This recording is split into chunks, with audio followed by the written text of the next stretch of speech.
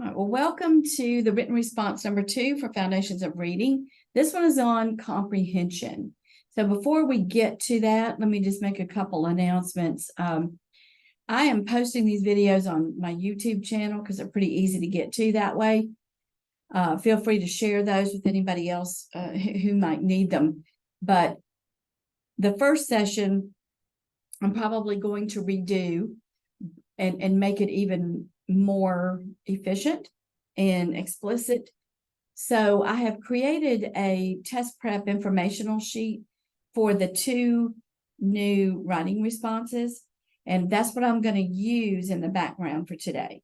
So I may go to the open response items in particular, but more than anything, I'm going to talk through how to prepare and what to do when you go. So let me go ahead and share the screen. And I have already put this, I've emailed it to y'all. I put it in announcements, and I think I need to go back and put it in the modules. So this is just kind of a overall test prep information that I think is just good reminders. So on test day, remember to take the site practice test. Basically, that's to get you familiar with the computer and make sure the computer's working and all that. Then pick up your whiteboard, draw the PA umbrella on it. And like draw it in a corner if you can, or on one side of the board, because you're going to want to use the whiteboard for your written responses also, to leave some space on there. So the first thing you're going to do is open sub area 4, which is the open response number 1. Then you will do open response 2, which is on comprehension. And then you're going to move to the 100 multiple choice. And just remember, you have plenty of time. So don't rush yourself. You've got 4 hours to get this done. Take all the time you need, because I don't think you'll run out. All right, so open response number 1 is what we did last night. So what I did was I came in and put directions for how to study and the suggestions that we talked about last night. Okay, so here I put in just some ideas. Remember, your evidence is going to be important. So whatever is your strength or weakness, go back to the text and add that strength or weakness to it. All right, so now our open response number 2 is on comprehension. So you're going to want to go to the practice test. Make sure the practice test is the 2021 and it's in Canvas. So these are the pages that correlate with the comprehension open response, written response 2. My suggestion is to print these pages out so you have something in writing and write on them. Okay, so you're going to then actually write a sample on your computer, because if you get a sample, well, you're not going to be able to copy and paste from their computer, that's for sure. But the practice that you're going to have in writing the 4 paragraphs is going to be valuable. So go ahead and practice writing one based off of these samples that you see. So for comprehension, remember that you're going to write about 250 words. You're going to read the directions. And in the directions, it actually has the key vocabulary words that you want to put into the response. So I've highlighted, to me, what I am recommending is that just like we did before, your strength is probably going to be literal. Your inferential comprehension is probably going to be the need. But you can also use these words, that these are the ones that are in the directions, okay? So you're going to look at the legend, and the legend for the open response number 2 is, it says, let me go to that page. It actually has the passage that the student read. So read the passage. You are not going to be able to make notes on the computer, but you can make them on your whiteboard as you go through. Okay, so make sure that you read the reading passage that the student read. Then it's going to have the student response. Okay, so read the passage, read the student response. So you may on your board make 2 columns text, anything you think is important that's in the text, student response, and you can actually take some notes and on your whiteboard. I mean, to me, that's the best way to use that whiteboard. Okay. All right, then there's going to be a strong response. So when you get to the strong response, it's in those page numbers that I showed you. You're going to see 4 paragraphs laid out. The more you can mimic that, the better you're going to be. But I do want to tell you, they give you two strong responses. The first one is a little different. So my recommendation is that you look at the second sample, strong example. And because what you're going to find there is the student's strength is literal, but his need is in inferential comprehension. So what you're going to do, my recommendation is on page 91, that is the strong response that you use, because it's basically what I taught you before. Comprehension is so important that if a child has literal comprehension, and they should in 3rd grade, right? So I do need to go back and put on here, just always remember, this is a mid-year 3rd grade student. We don't ever test anybody mid-year 3rd grade, this with an IRI or an informal reading inventory, unless they have an issue. Okay, so this student has either comprehension issues or decoding issues, and your job is to find out what that need is and decide what strategy is the best for teaching that. So to make this easy, I've kind of laid it out for you. Now, this is just my suggestion, but you'll see I've given you some hyperlinks. So you can go to these hyperlinks and get some more background information.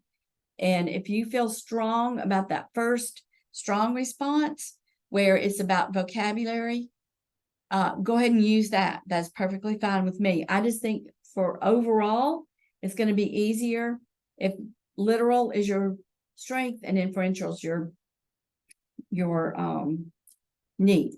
I don't think this is going to be reversed, but if you get a student sample where they cannot tell you basic in the text information, and they're not able to tell you about characters, setting, beginning, middle, and end, then if that is lacking, then your need is going to be literal, and you're going to have to find where they have made some inferences. Okay. So that's what this is about. I've highlighted the words that I would use if it was me taking it. So you're going to, when it says here to look at the key or the legend, this is your key or legend. So what you might do on your whiteboard, when I said what the student response, if he had beginning, middle, and end, that's going to go on your column. If he had basic literal information, then check, check, check, check. Okay. If he could not infer, like this sample, some of y'all may not have read that yet, but he did have trouble with some figurative language and inferring what these characters in the book were saying, then your inferential is going to be your need. I don't think you're going to get a case like that, but if you do, just flip-flop it. All right, so write 4 paragraphs, approximately 250 words. So like I said, for this, his strength is going to be more than likely in 3rd grade, he's going to have literal comprehension, but not inferential. So if a child in 3rd grade has inferential and not literal, there might be something going on there, because most kids have that literal. They can tell you the beginning, middle, and end. They can tell you the setting. They can tell you about characters. All right. You also can say in here that if he has literal comprehension, is the strength is that the student has sufficient background knowledge to provide key details, key ideas and details. So when you say this, then you have to provide evidence. So if you say that he can provide key ideas and details, you would put such as, or here is a list, and you would follow up with how he was able to remember key ideas and details from the text. So with the inferential, with the need, you're going to have to read between the lines and say he did not understand this inference when the main character said to the animal or whatever. Okay. But what I'm saying here is that your need is going to be inferential, and you're going to have to give examples of how he could not infer. So inferring is reading between the lines. Okay. Now I don't want to get too much into the sample because we really don't have time to read that sample, but I want you to go back and read everything. Read the student passage and read his response. All right, so underneath the need, I have put an article in here about some strategies that you can pick for teaching inferences. And I went ahead and picked a couple for you, but if you decide to change and say, I'm going to do a strategy using just background knowledge, then read that article and just make sure you back it up and have evidence. So the strategy or intervention, whatever you're going to call it, they asked for a strategy, an intervention, or an activity. Just whatever you decide to go with, use it all the way through. Okay. So the strategy that I thought would be the best to use would be close reading. So when we close read, I kind of described what the procedure is here. And I put the procedure is that teacher's going to read the first time, the student reads with the teacher the second time, and then the third time we're going to focus on sentences that contain inferences.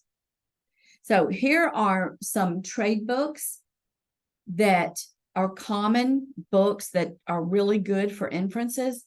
And I've given you 2 more websites here that you can click on. You might be able to pick some books that you're familiar with that you can remember. So there are book lists, and you could even say in your response that you were going to go to some book lists that have strong inferences within the trade book. So, a trade book is just, it's a book that is not a basal. It's not a book that, it's like Boxcar Kids or the, what's the, Give a Mouse a Muffin, those kind of books. Those are all trade books. Okay. So if you use that word, it's going to show that you understand what a trade book is. So for the intervention, what I recommended is that you're going to use a combination of books and passages to teach inferences, which makes sense to me. So you may want to go to those websites, pick out a couple books that you think are good, and you're going to put those examples in there. So another strategy that you could use would be while you are reading this text to the student during intervention, you're going to build background knowledge, because background knowledge, during close reading, it's a really good time to add that strategy to it. And students can infer when they have background knowledge. So I copied this. This is not my words. I just want to give you a sample of why inferences is important. So it involves using evidence and reasoning to arrive at a conclusion. Students have to read between the lines, or they're not going to be able to know. Everything's not right in their text. And just about everything we read, your background knowledge comes into play. And if students don't have background knowledge, then part of what you're going to do during this close reading is build their background knowledge. I hope that's making sense.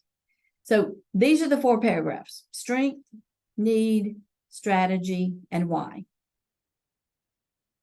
Okay, let me get some feedback from y'all. What are you thinking? Did both of y'all come last night? Yes, ma'am, I was here. Okay, so this was a little bit easier because I have directions for y'all. So that's why I think I'm going to go back and do open response 1 and follow these guidelines, because I'm trying to kind of give you a model to use. I mean, I have a few minutes. We can go ahead and, we did that so quick. I can go ahead and go over the decoding one and these directions. So like I said last night, I think I would key in on the word syllabication. And when you look at the key, the legend, you're going to put that on your whiteboard also. How many markings, whichever markings had 5 or more, you want to put them on your board and then analyze those. If you detect a decoding pattern, such as the student missed every short E, then that can be the need. And then down here in the need, you're going to put that the student needs specific explicit instruction in the short vowel E. Okay. So if you see a pattern, a phonetic pattern, you could substitute that for here. But what I did is that the student was able, because she paused and then correctly decoded most 1 and 2 syllable words, we're using that as this child's strength. Okay. So that's kind of how I wrote it here. And then the need is going to be when she decoded multisyllabic words, she needs an intervention in the 6 syllable types. And I kind of gave you some examples. So I took these words out of the passage. Y'all may not know a lot about syllabication. Just start off with closed and open. So closed is this PAT. It's a CVC word pattern, okay? Open is when the vowel is on the end and it is a long vowel. So that is going to be an open syllable, okay? So you might have to get familiar with that a little bit. And why is it important to work with the 3rd grader on syllabication? Because it's going to increase their reading with automaticity, so that it increases their comprehension. So the more fluent you read, the more automatic you read, the more brain you have left over to comprehend. So that's just a little synopsis of what I put down on paper here. And then we can go a little bit into that 3rd sub area if you'd like. But how about if I get questions or comments from y'all about open response 1 or 2? Y'all have any questions? I'm a little late to the party, so I didn't get to hear everything, but I'm here now. Okay. Yeah, and you can go back and watch the beginning of it. I'll post it right after this. So y'all, if y'all don't have anything that you want to talk about as far as the writing goes.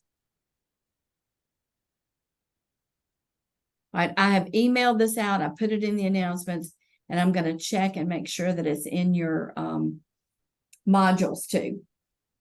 Okay. Why don't we go to, I'm going to take my picture off and, okay. I am going to go.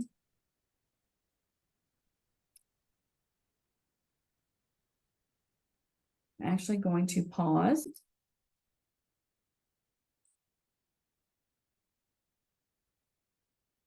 Okay, so here is the practice test 2021. That's where I would download and then print the pages that we've talked about. All right, so here is the article that describes, I think, 7 inferential comprehension strategies. Here's the recording from last night, and I'll put the other recording here. And then, oh yeah, here's what I want to do. I want to open up this practice test, and I want to go, if y'all are okay with moving on to domain sub area 3. And y'all just speak up as you need to, okay? Because I want to make sure. Last night when I met with somebody, she had some holes and we were able to fill those holes. Okay. So if y'all, if you're struggling with something, let me know. I haven't taken the practice test that's on the modules. I've only done the one that's on what is it? The website that you guys gave us access to. And I it seems like it doesn't matter how much I study or like jot down things that I'm getting wrong. Like I feel worse each quiz that I take, and this test is literally just making me sick to even think about having to take it. All right, Like and I don't know how to make that better yeah, I don't either, other than first. when are you scheduled to take it? I haven't scheduled it. All right, we wanted y'all to take it before you started school, because if you don't, you're gonna have to take a day off school to go take it. So I'm willing to get back on the computer and work with you in small groups or one-on-one to see where you're having some issues. But the problem, here's the best thing to do. Go back and just practice sub area 1. That's concepts about print and phonological awareness, okay? Just focus on 1 and take it and take it and take it. Now, write down your questions you have and email them to me. Or let me know when you're ready and I'll just Zoom with you real quick and we'll get those holes answered, okay? Filled up. That's what I would do. Just make sure you really understand sub area 1. Then, once you feel confident and you've pretty much passed all of that, then go to sub area 2, which is fluency, vocabulary, and comprehension. I'm sorry, 1 was phonological awareness and phonics. Fluency, vocabulary, comprehension.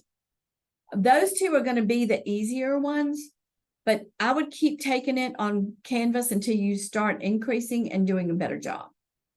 Until you start seeing some growth. But you're not going to get better if you don't jot down the questions that you missed and see if you can put them in categories. Are you missing the questions all about alphabetic principle? Are you missing the questions on concepts about print? So the person last night forgot that concepts about print is part of this. And so you're going to have about 6 questions about concepts about print. And if you don't understand that term, that vocabulary word, you're not going to be able to answer about 6 questions. So concepts about print is all about a student understanding that print has meaning. Okay? It's also top to bottom, left to right, front to back in a book. So if you understand that word, you're going to be able to answer all those questions. So one of the questions that I remember from last night is she said that the teacher was taking notes as the student was talking. And she wanted to say the answer was to make the student, I think, feel good that she was having her tell a story. Your answer is never going to be about feelings. The answer, if it's like the correct answer for that, was to show the child that print carries meaning. So that's concepts about print. All right. So that may be a concept that y'all just kind of forgot. I remember I jotted down several things, but the one thing specifically that I remember that I have written down is I was getting questions wrong consistently about like emergent like the different stages of reading. Like, is the student an emergent reader? Or are they like, it was asking what stage of reading they were at. Okay, so let me clarify that, because I think once you get that clarified in your brain, it's going to help a lot. So any questions you have, remember I gave you all that skill sheet and I had you put yourself in that classroom. So if they're working on concepts about print or phonemic awareness, phonological awareness, that's kindergarten. 1st grade is decoding. That's emergent readers, 1st grade. Okay. 2nd grade, they get into syllabication and automaticity and fluency. So if you can keep that in mind, emergent readers are typically 1st grade. Did that help? Yes, that did help, but I wish that I would have taken a picture of the question, or all right, when you go back this time in Canvas, and as you get these questions wrong, this was in Canvas. This was in the what What right, is well, it? have The you not been on Canvas yet? No, ma'am. Okay, so we put the new test on Canvas. Okay. So go to sub area 1, take it. Let me see how many questions are in sub area 1 because I forgot.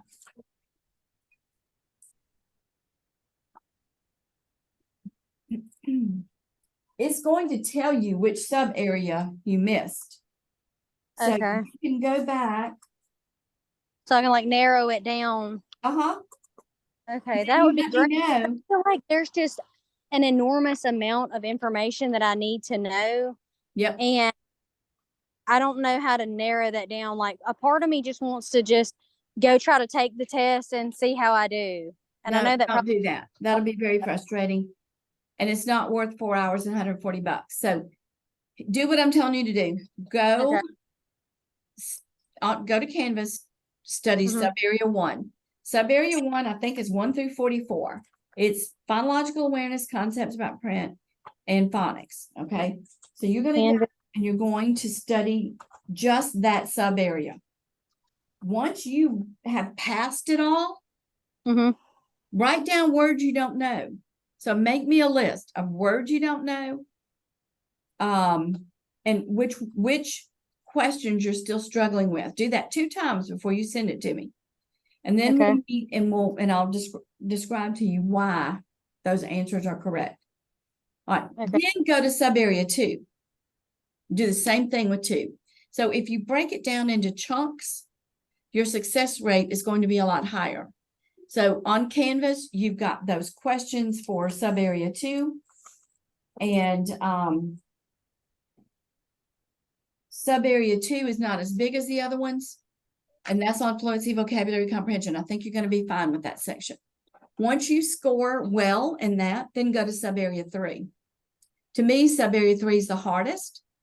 That's on the assessment piece, which is why I was going to go over a little bit with y'all today. So that's what I'm struggling with. I did good in sub area 1, but sub area 2 and 3 was my worst. okay. So I guess I need to focus more on the vocabulary for 2 and 3. Yes. Okay. Focus on the vocabulary, learn it. So remember, for section 3, that's the assessment piece. So you have to understand what an IRI is, an informal reading assessment, okay? You have to know what a norm reference test is. They don't ask many questions about a criterion reference, but an IRI, when it says an informal reading assessment, I want you to associate that with writing responses 1 and 2. Because the 3rd grade children that were administered those are an IRI. It's an informal reading assessment. So an informal reading assessment is, we don't start that until they get in 3rd grade. And that we're trying to figure out where their reading level is and how we can assign a strategy or an intervention. Okay, based on that informal reading inventory. So that is something, it's a diagnostic. Anybody can do that. It's 1 notch different. So when you're looking at those writing samples, we only give an IRI, which is the 2 writing samples, to students in 3rd grade that are having issues. So if a child is going to have decoding issues, for that one, remember, they read it aloud and you mark it, the teacher marks it.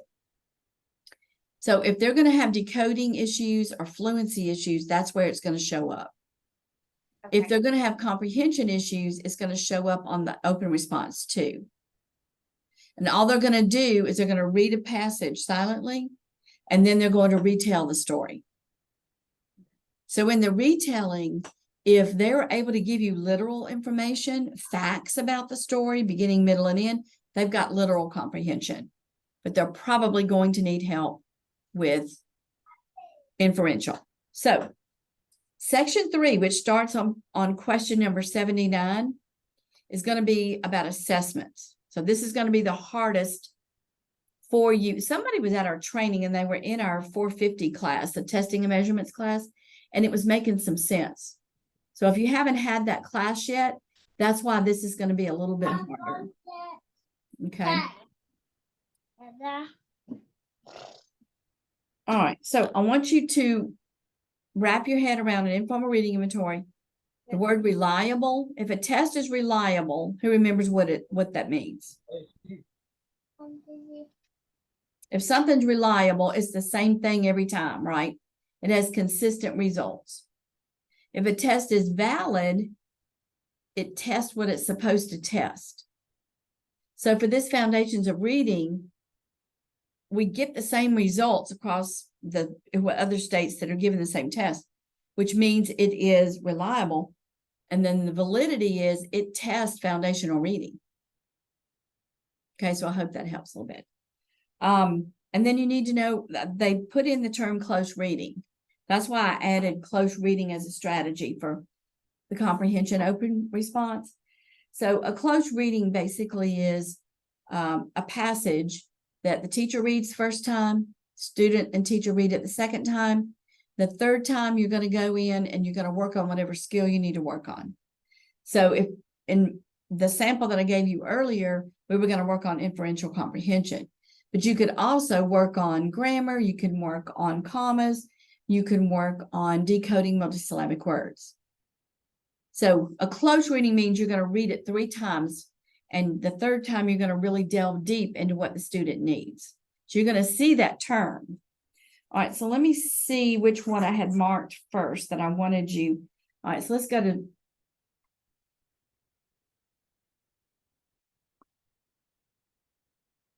Okay, here's 45, 46. Okay, let me go to question 80.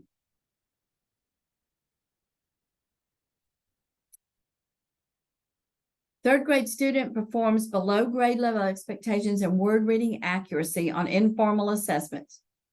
This is an IRI. I want you to think about your writing samples, okay?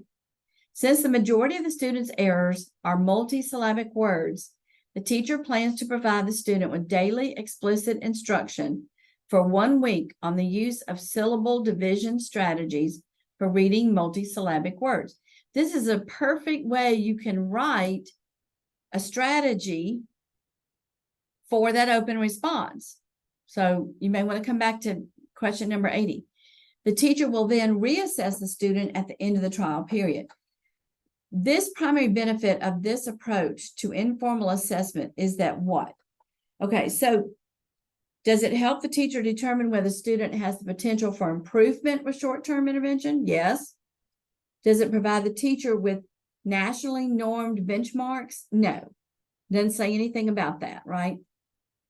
Does it provide opportunities to engage a student who is not a skilled reader in authentic reading activities? No, because we're working on what? Syllabication. Okay. I didn't realize that I wasn't showing. I'm sorry.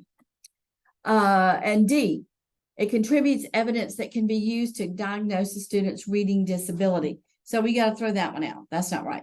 So you're only one. You want to eliminate which one sounds the best. Well, our only answer that could work would be A. We want to see with this 1 week of instruction, is this a good intervention for them? But if you don't understand what an IRI is and all of this, this is going to be a struggle.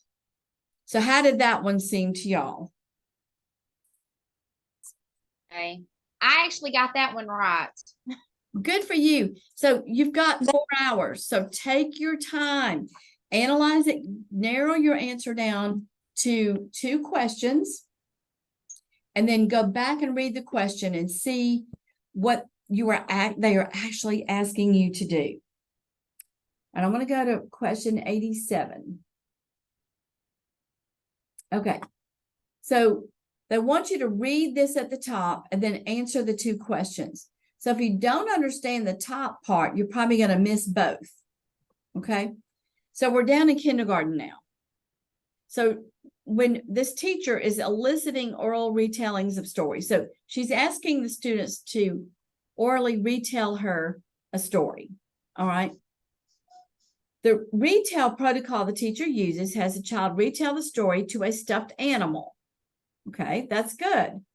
The teacher starts with a prompt. Tell our friend, Stora Lee, the whole story. because she has not heard it before.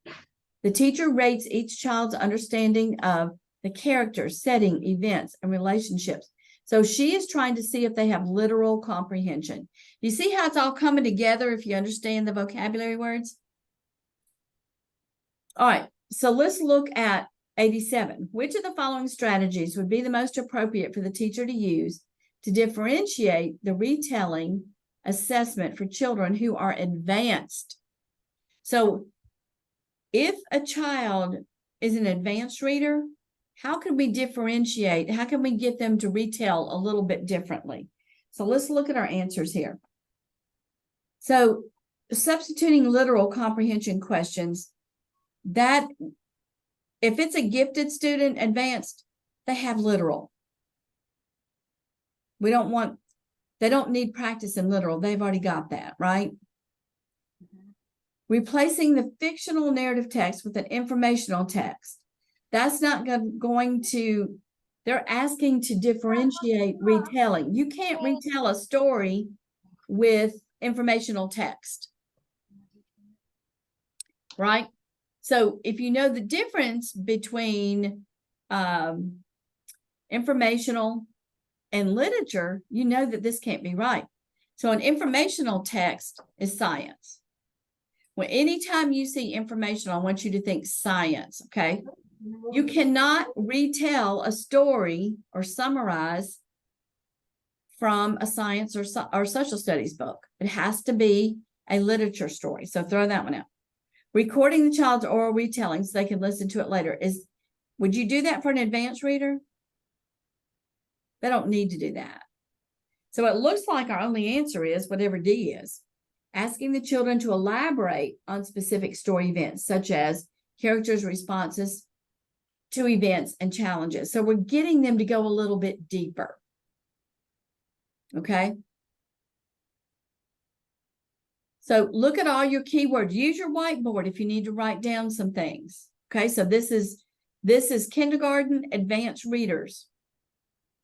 There's only one good answer here, and that is D. Do you have any questions or comments about that? No, ma'am.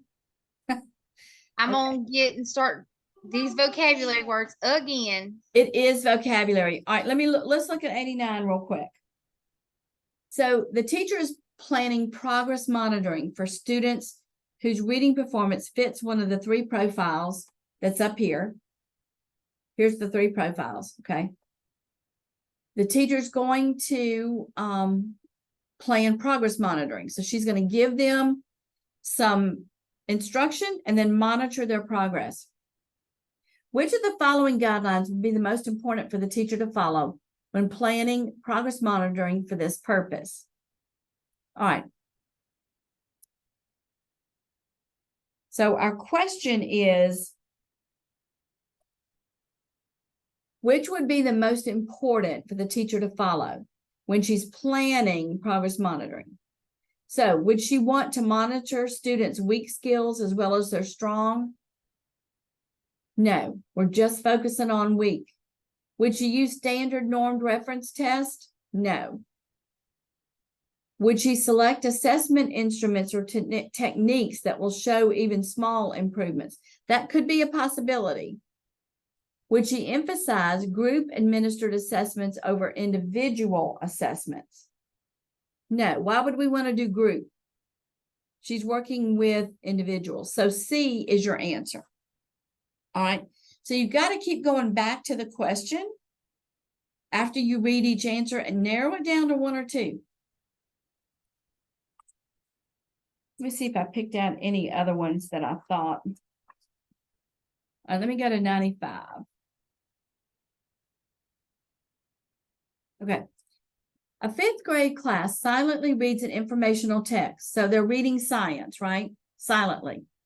In subsequent informal assessments, several students are able to read the text orally with fluency, but they demonstrate poor overall comprehension of the text. The teacher could most appropriately address these students' needs by adjusting future instruction in which of the following ways. So, if they can decode but they can't comprehend, let's see which one of these answers is going to help us the most with comprehension? All right, so is it going to help to put them on informational text on an independent reading level?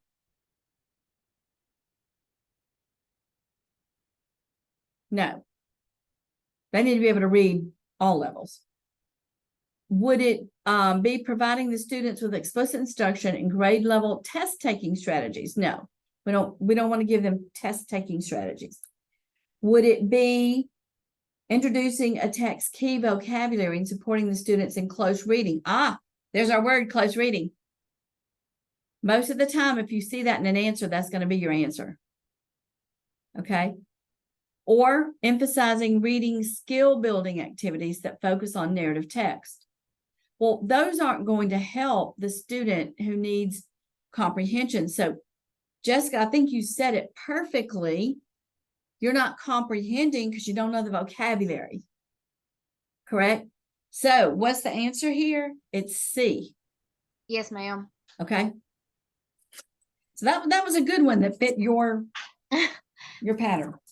Okay, so that was I kind of figured that's what I needed to do. I missed the meeting last night, but I have watched the video. But I'm a terrible test taker, and it's like when I get in there, I just go blank. And the next question I was gonna ask, whenever I logged on like to register, it said that you would take like you would take the multiple choice first. I know you said we could do the writing first. Will they cut the test off if we go straight to the writing? no, you have 4 hours. So Okay. if you take the test at home, you can't take the writing first. Okay. Are you going to a What test site? I'm gonna register tonight. Is Okay. everybody doing it at home or are they going in? No, let me stop recording. Okay.